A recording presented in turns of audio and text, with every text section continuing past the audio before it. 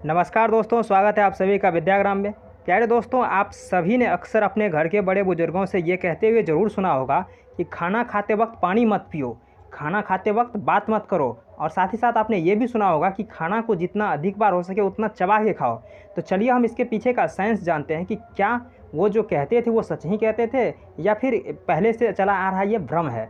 तो हम सबसे पहले जानेंगे कि किस तरह से भोजन हमारे पेट में जाता है और उसमें पानी का उसमें क्या योगदान होता है और अधिक बार चबाने का क्या योगदान होता है, और साथ ही साथ हम खाना खाते वक्त बात क्यों नहीं करें। ठीक है, तो हम इन सभी के बारे में जानेंगे। आपको इसी वीडियो में सारा का सारा क्वेश्चन का आपको जवाब मिलने वाला है। ठीक है, तो सबसे पहले हम चलते हैं कि भोजन हमारे मुख में किस तरह से जाता है। ठीक है, देखिए, ये सबसे पहले ये हमारा मुख है और इस मुख में पाया जाता है 32 दांत, जो कि भोजन को छोटे छोटे टुकड़ों में तोड़ देता है। साथ ही साथ एक मांसल संरचना पाया जाता है जिसे हम जीभ कहते हैं, और ये जीभ का काम है कि उस भोजन में लार मिक्स करना। अब लार कहाँ निकलता है, तो देखिए, लार 3 जगहों से निकलता है। हमारे मुंह में 3 जोड़ी लार ग्रंथि पाई जाती है, यानी 3 जोड़ी यानी 3 दूनी 6 लार ग्रंथि पाया जाता है। एक जोड़ी लार ग्रंथि होता है पैराइटोइड सैलिवरी ग्लैंड, जो कि हमारे ऊपरी जबड़े में कान के पास स्थित होता है। एक होता है सबलिंगुअल सैलिवरी ग्लैंड, जो कि हमारे जीभ के नीचे स्थित होता है। और एक पाया जाता है सबमैंडिबुलर सैलिवरी ग्लैंड, जो कि हमारे निचले जबड़े में स्थित होता है। और इन तीनों मिलकर के जो है लार का स्रावन करता है। और ये लार जो है हमारे मुख में क्या करता है, तो सबसे पहला काम है कि भोजन को सॉफ्ट बनाता है, जिससे निगलने में मदद हो सके। साथ ही साथ ये लार जो है ये छोटे मोटे जो भी कीटाणु जीवाणु हमारे मुख में चले आते हैं उनको मारने में भी मदद करता है। ठीक है, ये कौन सा लार पाया जाता है, जिसे लार आप सामान्य भाषा में टाइलिन या फिर एमाइलेज कह सकते हैं। ठीक है, तो ये लार जो है हमारे मुख में भोजन को नॉर्मल बनाने में, छोटे बड़े जीवाणु बैक्टीरिया को मारने में मदद करता है। और उसके बाद फिर ये निगला जाता है, और जब मुख में चबाया हुआ भोजन निगलने के लिए तैयार हो जाता है तो उसे हम बोलस कहते हैं। ठीक है, आपको ध्यान रखना है कि बोलस होता है मुख में चबाया हुआ भोजन। तो सबसे पहले हम ये जानते हैं कि क्यों हमारे घर के बड़े बुजुर्ग कहते थे कि भोजन को अधिक बार चबा के खाओ। तो देखिए, इससे पीछे साइंस ये है कि भोजन को जितने बार आप चबाओगे उतना ज़्यादा उसमें लार मिक्स हो पाएगा, और जो भी छोटे बड़े बैक्टीरिया होंगे उनको मारने में ज़्यादा मदद मिल पाएगा। और साथ ही साथ भोजन अगर छोटे छोटे टुकड़ों में टूट जाएगा तो ये फूड पाइप से होते हुए हमारे पेट तक जाने में मदद होगा, और साथ ही साथ पेट में पाचन में भी थोड़ा कम मेहनत करना पड़ेगा और भोजन ठीक से पच जाएगा। इसीलिए कहता है कि भोजन ज़्यादा बार चबा के खाओ। ठीक है, एक कॉन्सेप्ट क्लियर हुआ।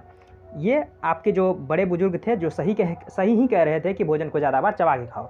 ठीक है, चलिए, दूसरा बात है कि भोजन करते वक्त बात नहीं करें।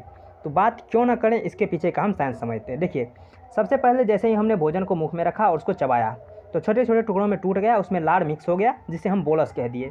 अब बोलस को निगलने का समय आ गया, जैसे हम घूंट कहते हैं, यानी कि बोलस को अब घोंटने का समय आ गया। तो निगलते समय जो है यहाँ पाया जाता है ये एपिग्लोटिस। ये एपिग्लोटिस को साधारण तरीके से आप समझ सकते हैं कि ये 2 बोतल का सिंगल तरह से ढक्कन है, यानी कि बोतल 2 है और ढक्कन एक ही है। तो एक बोतल अगर बंद रहेगा तो दूसरा बोतल खुला रहेगा, और दूसरा बोतल अगर बंद करना होगा तो पहले बोतल को खोलना पड़ेगा। तो ये ढक्कन जो है उसी ढक्कन की तरह कार्य करता है। तो देखिए, ये जो ढक्कन है, जैसे ही हम भोजन को निगलने जाते हैं तो ये ढक्कन जो है इस पर इस तरह से बैठ जाता है, और जैसे इस तरह से बैठा फूड पाइप में भोजन चला गया। ठीक है, और यह है श्वास नली। श्वास नली में भोजन नहीं जाना चाहिए, क्योंकि श्वास नली जो है हमारे फेफड़े से जुड़ा हुआ रहता है। तो भोजन श्वास नली में ना जाए, इसलिए ये जो है ये एपिग्लोटिस जो है इस पे नीचे बैठ जाता है, यानी कि इस रास्ते को इस तरह से जाम कर देता है, और भोजन जो है फूड पाइप में चला जाता है, यानी कि हमारे पेट में चला जाता है। लेकिन बात करते वक्त जो होता है, आप अपने मुंह के पास हाथ रख के देखिए कि बात करते वक्त आपके मुंह से हवा निकल रहा होता है, वायु निकल रहा होता है, और वो वायु इसी श्वसन पाइप के माध्यम से जो है वो वायु मुख में आ रहा होता है।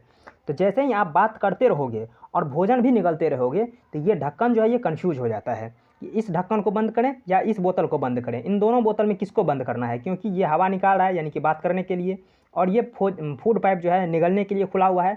तो ये ढक्कन जो है ढक्कन ही रह जाता है, यानी कन्फ्यूज ही हो जाता है कि किसको बंद करना है। इस चक्कर में ये कुछ भी नहीं करता और यहीं पर पड़ा रह जाता है, जिस वजह से भोजन जो है, कुछ भोजन फूड पाइप में जाता है और कुछ भोजन जो है ये एयर पाइप में चला जाता है, यानी कि हमारे श्वास नली में चला जाता है। जो हमारे फूड पाइप में जाता है वो तो बहुत बढ़िया है, लेकिन जो हमारे एयर पाइप में चला जाता है, जो हमारे श्वास नली में चला जाता है, तो वो हमारे फेफड़े के आसपास पहुंचना शुरू कर देता है। यानी फेफड़े तक तो नहीं पहुंच पाता, नली के बीच में ही रहता है। तब तक में जो है जो हमारे फेफड़े के नीचे एक मांसल संरचना पाया जाता है, जिसे हम यानी डायफ्राम कहते हैं, वो डायफ्राम क्या करता है, नीचे की तरफ पहले जोर लगाता है और फिर ऊपर जोर से धक्का मारता है, जिससे कि फेफड़ा जो है, यानी कि पहले वो हवा भरता है डायफ्राम अपने फेफड़ा में, और उसके बाद फिर वो नीचे से जोर से धक्का देता है और वो आपको खांसी के रूप में नाक से होते हुए, कभी मुंह से होते हुए वो भोजन आपके यानी फेफड़ा यानी कि एयर पाइप से बाहर निकल जाता है। तो इसीलिए आपने सुना होगा कि खाना खाते वक्त बात ना करो, नहीं तो वो फेफड़ा में चला जाएगा और फिर वहाँ से जो है आपको खांसी होना शुरू हो जाएगा। तो इसीलिए कहते हैं कि खाना खाते वक्त बात ना करो। तो ये भी सही कहते थे कि खाना खाते वक्त बात नहीं करना चाहिए, यानी कि खास करके कहे तो निगलते वक्त बात नहीं करना चाहिए। अब ये नियम थोड़े लगा कि खाना खाते वक्त बात करो और निगलते वक्त चुप हो जाए, इसीलिए कहते हैं कि खाना खाते वक्त बात करबे मत करो। ठीक है, चलिए, तो 2 ठो बात आप समझ गए कि खाना खाते वक्त बात नहीं करना चाहिए और खाना को जो है अधिक बार चबा के खाना चाहिए। अब सबसे लास्ट और यही पॉइंट है कि खाना खाते वक्त पानी पिए या नहीं पिए, पिए तो कितना पिए और नहीं पिए तो क्यों ना पिए। तो चलिए हम सबसे पहले जानते हैं कि खाते वक्त पानी पीना चाहिए या फिर नहीं। तो इसके लिए सबसे पहले हम पहुंच जाते हैं अपने आमाशय में। ये आप देख रहे होंगे, ये हमारा आमाशय है, यानी भोजन को चबाने के बाद ये ग्रास नली के द्वारा भोजन जाने के बाद फिर ये आमाशय में गिरता है और आमाशय में ही भोजन 4-5 घंटे तक जो है यहाँ पे आराम करता है। और सारा का सारा खेल यही होता है, इसी आमाशय में होता है कि पानी कितना पीना चाहिए, नहीं पीना चाहिए, क्यों नहीं पीना चाहिए। तो इन सब के बारे में हम जानते हैं। देखिए, भोजन जैसे ही आपने चबाया उसमें थोड़ा सा लार मिक्स हुआ और इतना लार मिक्स हुआ कि वो आसानी से है फूड पाइप के द्वारा धीरे धीरे ये पहुंच जाता है आमाशय में। और आमाशय में पहुंचने के लिए इस फूड पाइप में क्रमानुकुंचन गति होता है, ठीक है, पेरिस्टाल्सिस मूवमेंट होता है, जिसके माध्यम से वो हमारे आमाशय में पहुंच जाता है। इसके बाद आमाशय में होता क्या है, देखिए सबसे पहले हम देखते हैं आमाशय में क्या क्या पाया जाता है। ये देखिए, ये हमारा आमाशय, आमाशय में प्रोटीन का पाचन होता है, आपने सुना होगा। और प्रोटीन पाचन के लिए पेप्सिन और रेनिन 2 एंजाइम जिम्मेदार होता है। तो हम सबसे पहले जानते हैं कि ये पेप्सिन और रेनिन का क्या चक्कर है। देखिए, आमाशय की भित्ति से जो है वो पेप्सिन और रेनिन निकलता है, लेकिन ये पेप्सिन और रेनिन के फॉर्म में नहीं निकलता, ये निकलता है पेप्सिन निकलता है पेप्सिनोजन के फॉर्म में, जो कि निष्क्रिय अवस्था, ये किसी काम का नहीं होता है। फिर रेनिन निकलता है प्रोरेनिन के फॉर्म में, ये भी निष्क्रिय होता है। और जैसे ही इसमें पाया गया HCl से ये अभिक्रिया करता है, वो रेनिन और पेप्सिन में बदल जाता है, जो कि सक्रिय हो जाता है और हमारे पाचन में मदद करता है। यानी कि ये प्रोटीन को पेप्टॉन्स में बदलता है, फिर उसको तोड़ तोड़ के छोटे आंत में भेजता है और वहाँ पे जाकर वो फाइनली ब्रेकडाउन होता है और अमीनो एसिड में बदल जाता है। तो सबसे बड़ा काज है HCl का। हमारे ये जो आमाशय है इसकी भित्ति से ही HCl निकलता है और इसी की भित्ति से प्रोरेनिन और पेप्सिनोजन निकलता है और वो पेप्सिन और रेनिन में परिवर्तित हो जाता है। देखिए, अगर हम खाना खाते वक्त या खाना खाने से पहले हम अगर खूब सारा पानी पी लें तो ये HCl जो है ये डाइल्यूट हो जाएगा, डाइल्यूट होने से ये पतला हो जाएगा, ठीक है। जैसे कि HCl का जो pH मान होता है वो 1 से 1.5 के आसपास होता है, यानी कि ये काफ़ी अम्लीय होता है और भोजन में आए हुए छोटे बड़े कीटाणुओं को मारने में मदद करता है। और साथ ही साथ ये प्रोरेनिन और रेनिन, ये पेप्सिनोजन को भी सक्रिय करने में मदद करता है।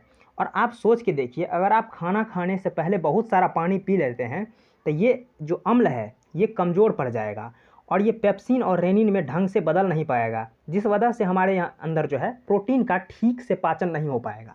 और अगर ठीक से पाचन नहीं हुआ तो हम प्रोटीन से संबंधित कितना भी अच्छा भोजन क्यों ना कर लें, वो अधपचा भोजन जो है मलत्याग के द्वारा निकल जाएगा और वो ठीक से पाचन नहीं हो पाएगा, यानी कि हमें एनर्जी ही नहीं मिलेगा। तो इसीलिए कहते हैं कि खाना खाने से तुरंत पहले या तुरंत बाद या खाना खाते वक्त जो है बहुत सारा पानी नहीं पीना चाहिए। इससे क्या होता है, ये HCl कमज़ोर हो जाता है। अब आप सोच रहे होंगे कि खाना खाते वक्त या पहले या बाद तुरंत, यानी कि खाना खाते वक्त साफ़ ही पानी ना पिए, तो ये भी गलत है कि एकदम पानी नहीं पीना चाहिए। मान लीजिए आप कोई सूखा हुआ भोजन कर रहे हो, यानी मान लीजिए आप रोटी के साथ कोई चटनी खा रहे हो या फिर कुछ ऐसा भोजन कर रहे हो जिसमें पानी की मात्रा बिल्कुल ना के बराबर या फिर बहुत थोड़ा सा मात्रा है, जिसके वजह से वो भोजन करने के बाद भी जो है वो ठोस अवस्था में ही रहता है। देखिए, सबसे आसान होता है आमाशय को पचाना चटनी के फॉर्म में, ठीक है। अगर भोजन चटनी के फॉर्म में रहेगा तो वो बिल्कुल आसानी से पच जाएगा, लेकिन अगर वो चटनी के फॉर्म में ना हो करके वो गुड़ के ढेला जैसा हो जाएगा तो वो ठीक से पाचन नहीं हो पाएगा, क्योंकि भोजन जो यहाँ पे 3-4 घंटे तक रहता है उसमें ये आमाशय एक मूवमेंट करता है, वो चर्निंग मूवमेंट होता है। चर्निंग मूवमेंट से मतलब है कि ये आमाशय हिल्टा दुल्टा रहता है, जिससे कि भोजन में ठीक से HCl मिक्स हो सके, जो इसमें आया हुआ कीटाणु जीवाणु है वो मर जाए, साथ ही साथ पेप्सिन और रेनिन का भी सही से निर्माण हो जाए, इनका परिवर्तन हो जाए। तो इसीलिए जो है ये आमाशय जो है चर्निंग मूवमेंट करता है, यानी कि हिल्टा दुल्टा रहता है। अगर भोजन ठोस अवस्था में ही हमारे इस आमाशय में पड़ा रह जाएगा तो उसमें ढंग से HCl नहीं मिल पाएगा, और ढंग से HCl नहीं मिलेगा तो उसमें जो भी कीटाणु जीवाणु अगर किसी तरह से संक्रमित फूड आपने खा लिया है तो वो आपको बीमार कर देगा। और साथ ही साथ ये पेप्सिन और रेनिन भी ढंग से नहीं बन पाएगा, तो प्रोटीन का पाचन भी ठीक से नहीं हो पाएगा। इसीलिए जो है खाना खाते वक्त थोड़ा सा पानी ज़रूर पीना चाहिए। थोड़ा सा पानी से मतलब ये जितना आप चाय पीते हैं उसके 2 गुना के आसपास इतना पानी पी लीजिए कि हमारे पेट में जो है वो भोजन दही के फॉर्म में हो जाए। जिस तरह से आपने देखा होगा कि दही में अधिकतम मात्रा में पानी होता है, यानी ठीक ठाक मात्रा में पानी होता है, जिससे कि वो आसानी से इसमें पेप्सिन और रेनिन वगैरह भी अपना क्रिया कर सके। तो खाना खाते वक्त जो है आप अगर पानी पीना चाहते हैं तो 1 से 2 कप पानी आप ज़रूर पिए। अगर आप सूखे हुए भोजन कर रहे हैं, मान लीजिए आप ऐसा भोजन कर रहे हैं जिसमें कि दाल चावल या फिर उसमें पानी की मात्रा तो पहले से ही है, जैसे कि दाल में पहले से ही पानी की मात्रा है। अगर आप पानी से भरपूर मात्रा में आप भोजन कर रहे हैं तो फिर पानी पीने का आपको आवश्यकता है ही नहीं, क्योंकि वो अपने आप में चटनी के फॉर्म में हो ही जाएगा। तो अगर आप सूखे हुए भोजन कर रहे हैं तो आप थोड़ा सा पानी ज़रूर पीजिए, ताकि भोजन जो है वो चटनी के फॉर्म में या फिर दही के फॉर्म में हो जाए। और अगर आप किसी तरह से सूखा भोजन कर रहे हैं तो पानी पीने की आपको आवश्यकता है, आप 2 कप 4 कप पानी पी लीजिए। और आप कहें कि खाना खाने के तुरंत बाद आप बहुत सारा अगर पानी पी लीजिएगा तो वही फिर होगा कि HCl डाइल्यूट हो जाएगा, ठीक से प्रोटीन का पाचन नहीं हो पाएगा। और साथ ही साथ अगर आप जब बहुत ज़्यादा पानी पी लेते हैं तो शरीर में जो है वो शुगर लेवल का एब्जॉर्प्शन करने का मात्रा बढ़ जाता है, जिससे डायबिटीज़ का खतरा बना रहता है। इसीलिए खाना खाने के तुरंत बाद या फिर तुरंत पहले या फिर खाना खाने के दौरान बहुत सारा पानी नहीं पीना, यानी कि भरपेट पानी नहीं पीना है।